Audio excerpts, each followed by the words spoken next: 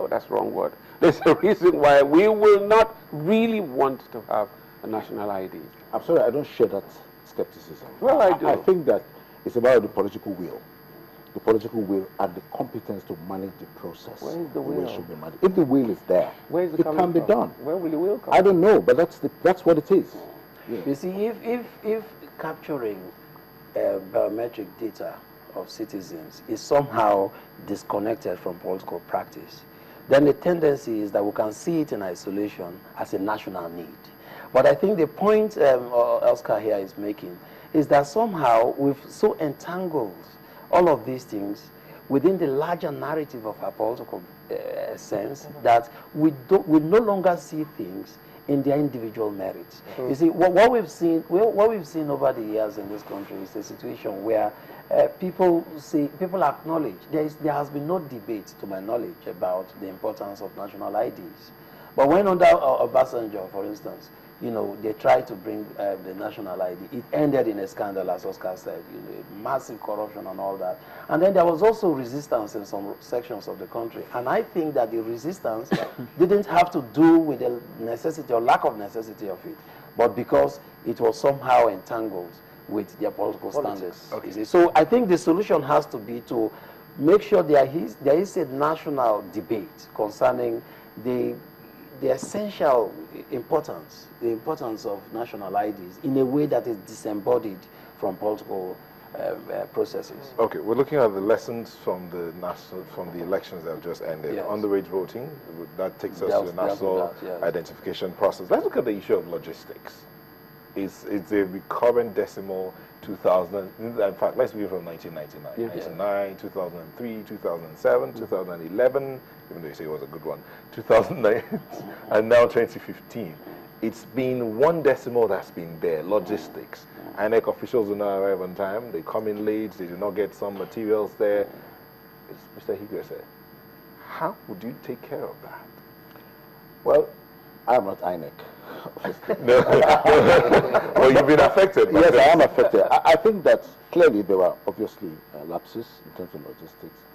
But I choose to always look at the big picture. And I ask myself, aggregately, are we moving forward? That's the way I choose to look at it. There will be challenges. I mean, you take the issue of underage voting. You could also take the issue of ballot snatching, ballot box snatching. You take the issue of padded figures. I mean, you could go almost ad infinitum in terms of all of the challenges and the lapses that we all experienced. But I choose to look at the big picture and say, look, these are challenges, true, but they can be overcome. And I think that we're making progress. We're using the PVCs for the first time, for example. In my view, it's a quantum leap from where we're coming from. Because when that system is perfected, it will guarantee the integrity to a large extent of the electoral process. And I think that's progress. I choose to look at these little bits of little gains that we're making. And the issue of arrival of materials and INEc officials at the polling units has been consistent. Yes. They come late, or they do not show up, or the materials are incomplete. Yes. It's been consistent in all the elections since 1999. Oscar, you're laughing. I'm laughing because, you know, he says we're making progress. What you said is consistent. You're doing the same thing over and over again, and that's progress. But it's better this time. It's not better. I waited 2 times till 11:30 before one person shows up. Then they begin to get themselves together. By 1 o'clock, then we begin to start registration to vote. Then we go away and come back to now vote. Wonderful, isn't it? Well, that wasn't my experience. My experience was seamless. I mean, the electoral officers arrived on time, accreditation was done properly, and voting proceeded normally. So it's a matter of what you experienced, if you know what I mean. Between the presidential and the governorship, was there any difference? Because after the presidential elections, we had Mr. Idu in the studio here with us in Lagos, and he promised that these things would not be seen for the governorship elections. For me, no different. In my area, no difference. I get up in the morning, 7:30, I'm there. Anambra State. No, please, I voted in Lagos. You voted in Lagos, okay. Yes. All right. And the area called Agungi. Okay, that's It's a Ajan village. Axis. It's a village. We even have an Oba. you know, and that's how interested it is. So that's what happens in villages. My friend maybe lives in the city center, and so they come up. Dr. Sanjay, how was it with you? I think that INEc should have realized that elections are, in fact, predictable exercises. In the sense that when we held the election in 2011, we knew already constitutionally that there would be an election in 4 years. And so this election seemed to occur to INEc as some kind of surprise. Nothing surprising about it. We knew, for instance, that those who were 14 years of age in 2011 would be 18 in 2015, and that they need to be captured in the voting. So this ought to be a seamless, continuous, not episodic process. But what we've seen is that, you know, when it's 5 minutes to midnight, everybody seems to be alarmed about, you know, meeting the deadline. Yes. So I think that more than just getting it logistically right, what we need is a complete organizational, complete, even mental reorientation to know that, look, these, if we keep emphasizing the, you know, the need for democracy, what it means is we also need to master the kind of institutional processes that make democratic processes meaningful. So I think that already the elections are over, but we need to make sure we already start preparing for 2000. And, you know, if you need to recruit staff, you need to recruit them, one thing, but then you also need to orientate them. Because recruiting is different from orientating workers to understand that, look, there is an essential work ethic that is relevant in this process. One of the essential elements of that kind of work ethic has to be to show up on time.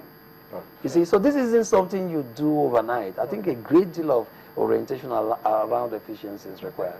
There's also the issue of heavy presence of security personnel, and we understand that in some areas it deterred some people from coming out to vote.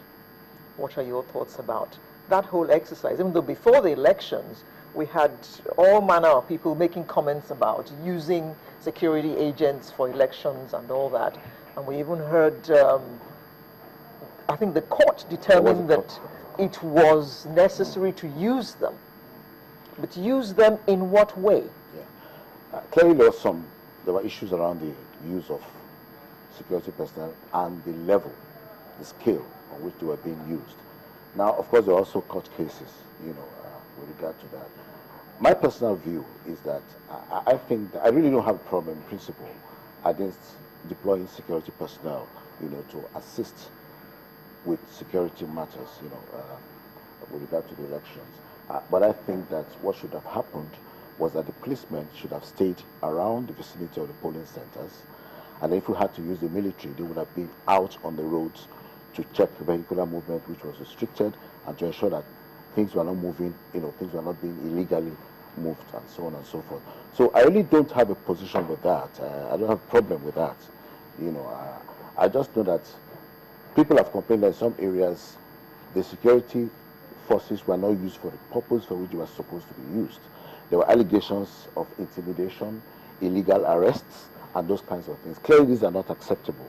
You know, but if the security personnel were there to perform their assigned and statutory, you know, functions, then it's well and good. I don't have a problem with that.